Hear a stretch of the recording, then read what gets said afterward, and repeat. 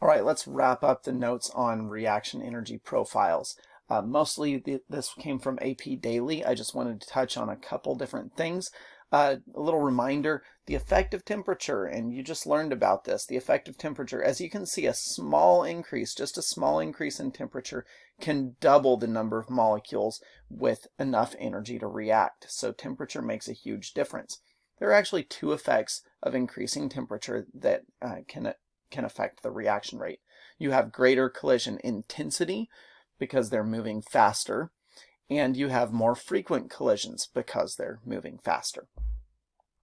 The effect of the catalyst.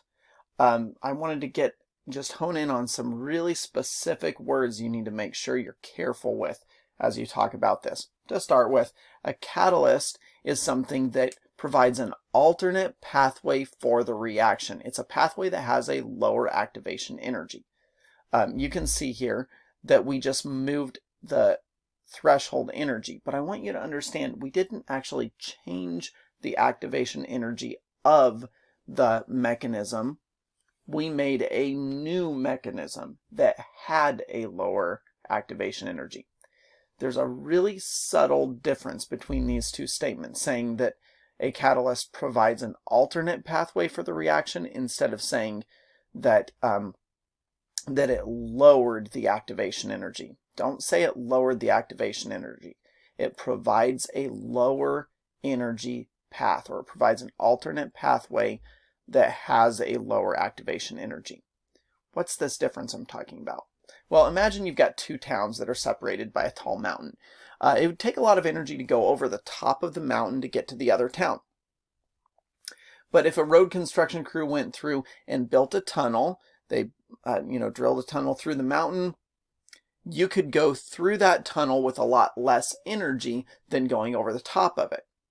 So you could say that we had a lower energy path to go through the tunnel rather than going over the top of the mountain.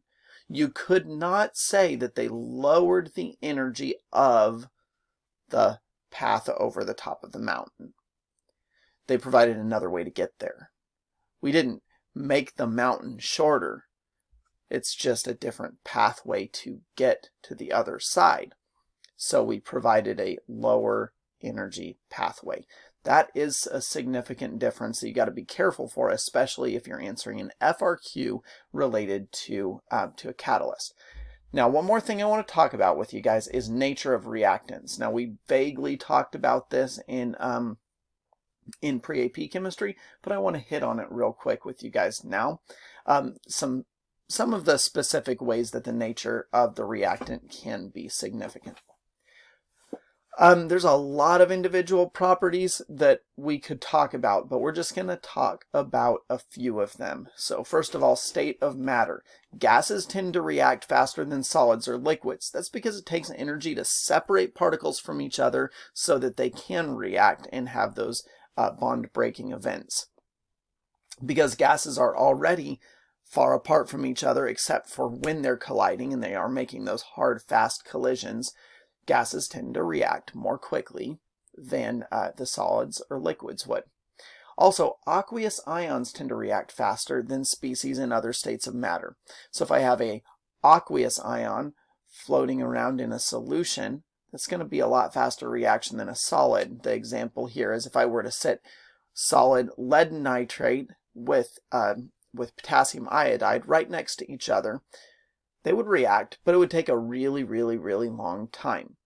It is much faster when potassium iodide is dissolved in water so that the ions are dissociated throughout the solution. So remember that if we have dissolved ions, they're broken apart into fairly reactive ions freely floating throughout the solution and prepared to collide. All right, the bond type. If we have ionic bonds, they tend to react faster than molecular compounds. Just in general, it's a general difference. The bond strength. Reactions that are involving a bond breaking of weaker bonds proceed faster than the reactions involving the breaker of stronger bonds. An example would be a double bond versus a single bond. If it's a similar bond, let's say a carbon-carbon bond, and one of them is a single bond, the other one's a double bond, it's going to be easier to break the single bond. So that reaction would happen faster. The weaker bond will react more quickly.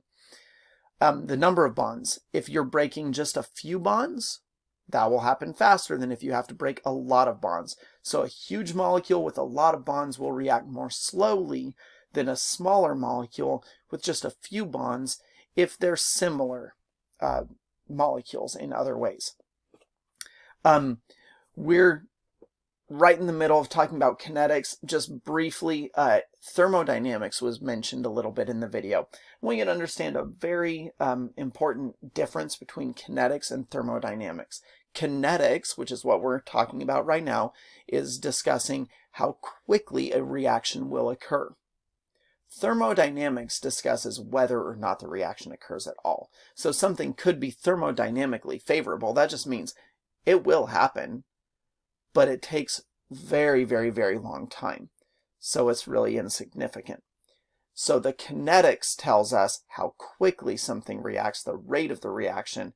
Thermodynamics just tells us whether or not it's likely to occur without outside help. Anyways, that kind of sums up our 5.4, 5.5, and 5.6 notes. I know that's a whole lot. It's a lot of content. I hope that it makes sense to you. Work through the practice and let me know if you have any questions.